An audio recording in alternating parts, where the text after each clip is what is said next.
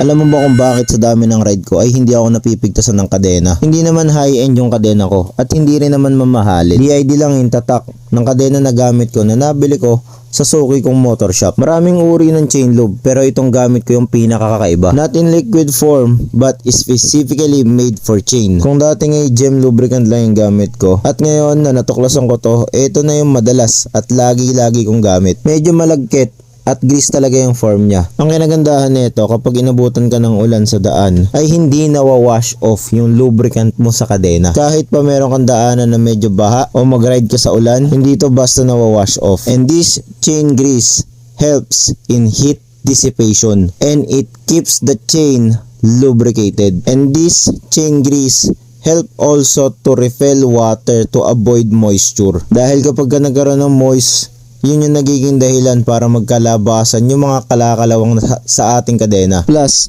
not every after use or kada magra-ride ka sa ulan ay obligado ka na ulit maglagay nito. Bakit ka mo? Kasi nga, nire-refill niya yung tubig. Kaya itong chain grease na gamit ko ay patuloy ko pa rin gagamitin. Papangit lang naman yan tingnan kung balasubas ka maglagay ng chain grease sa kadena mo. Ano ba? Gusto mo bang subukan? Yung 100 pesos mo may sukli pa tapos 300 grams na to pag in-order mo.